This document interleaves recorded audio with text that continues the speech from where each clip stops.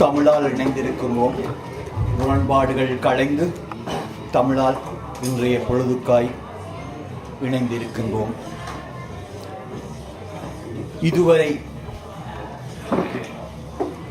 கனடாவிலிருந்து திரு லோகேந்திரன் அவர்களால் எழுதப்பட்ட கட்டுரைகளின் தொகுதியாக இன்று எங்கள் கரங்களில் தவறப்படுகிறார்.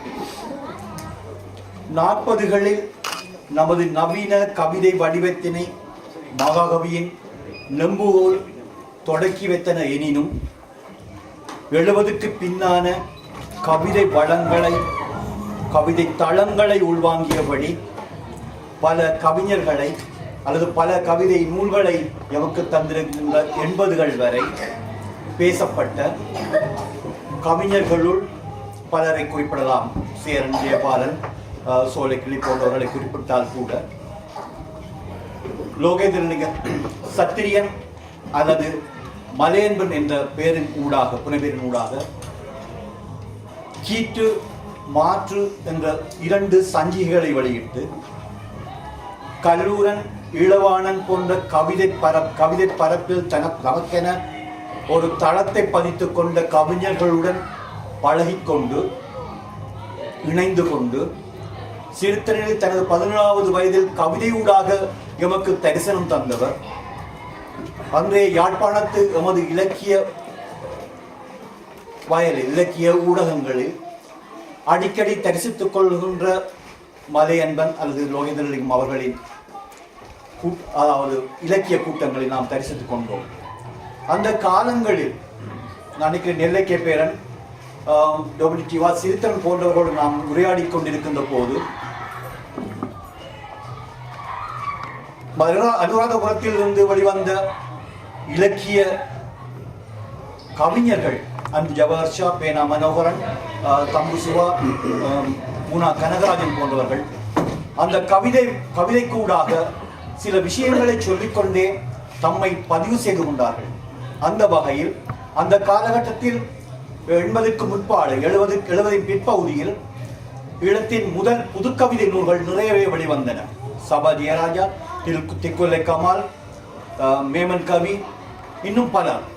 அந்த காலகட்டத்தில் தான் லோகேந்திரலிங்கம் மலையன்பன் என்கிற பெயரில் போலிகள் என்ற கவிதை நூலை வெளியிட்டிருந்தார். அது அந்த நாட்களில் பேசப்பட்டது. ஈழவாணனின் அக்கினி சஞ்சிகைகளின் மீது விருந்துரைக்கப்பட்டது. அடிக்கடி மேமன் கவியுடன் பேசும்போது கூட அந்த கவிதை நூலை சிலாகித்து பேசுவது நான் பார்த்த அனுபவம், கேட்ட அனுபவம். இந்த வகையில் எமக்கு அரசியல் நெருக்கடிகள், இன முரண்பாடுகள், இன குரோதங்கள் இவைகளின் அடிப்படையில் 83க்கு பிற்பாடு நாம் இடம்பெயர அல்லது புலம்பெயர நாம் நிர்பந்திக்கப்பட்டோம்.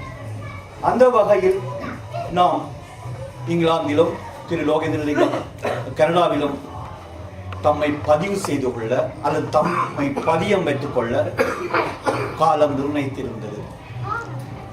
இந்த வேளையிலும் 83க்கும் முன்னான எழுத்தாளர்கள் வந்த காலகட்டத்தில் நிலைமை வேறு, 83க்கு பின்னான வந்த படைப்பாளிகள் நிலை வேறு. அவர்கள் வேர்களுடன் அடியோடு பிடுங்கி எறியப்பட்ட கலைஞர்கள், படைப்பாளிகள்.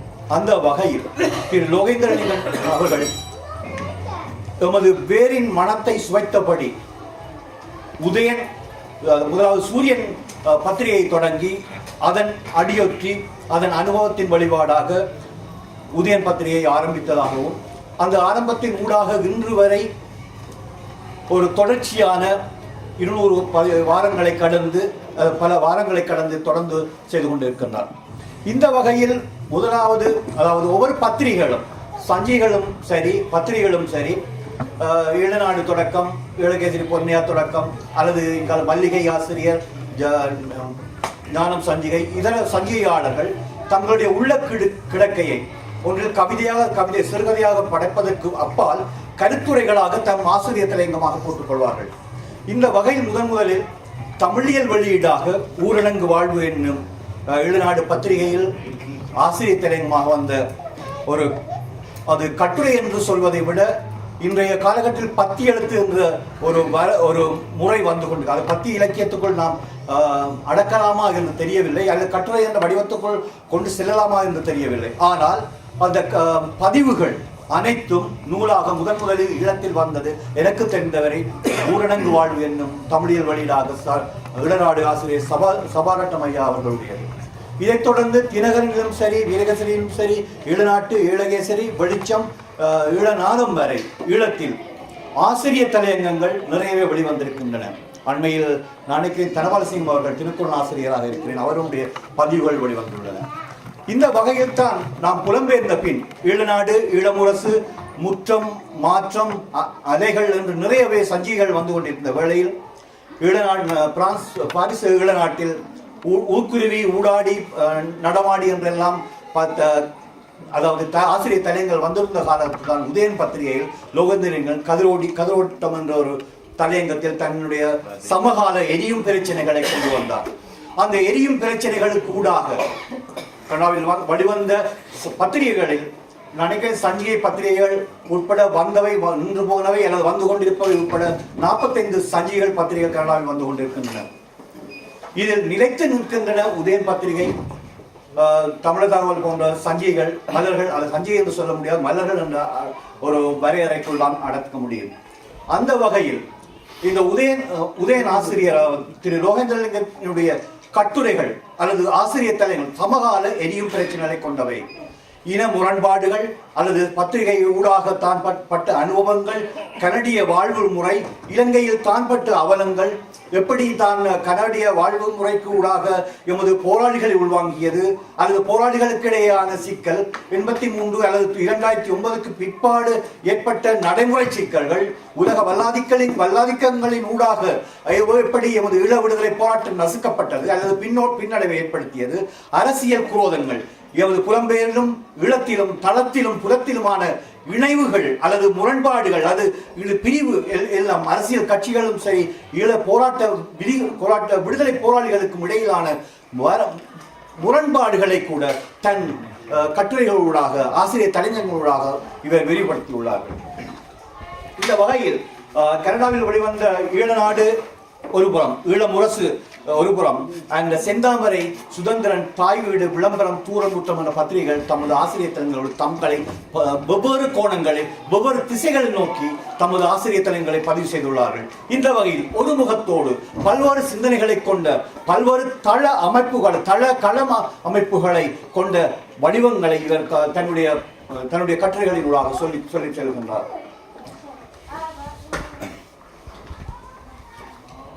இவர்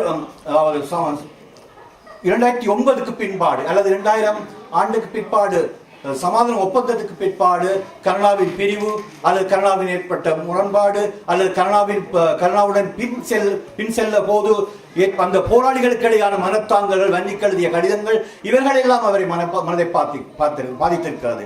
இதே போல டக்ளஸ் அவர்களுடைய செயற்பாடுகள், அரச ஏகாதிபத்தியங்கள் உடைய முரண்பாடுகள், அரசியல் களம் போக்குகள், அது உலக வல்லாதிக்கங்கள் தம்முடைய பூகோள அரசியலுக்காக தம்மை ஆட்படுத்திக் கொண்ட ஒரு விடுதலை போராட்ட சிதைக்கின்ற முனைப்பை ஏற்படுத்தி கொண்டதை தன் அனுபவ ஊடாக, தன் கட்டுரைகளினூடாக, தன் பதிவினூடாக எதிர்கால சந்ததிகளுக்கு ஒரு வரலாற்றை சொல்லுகின்ற ஒரு பதிவை மேற்கொண்டுள்ளார்.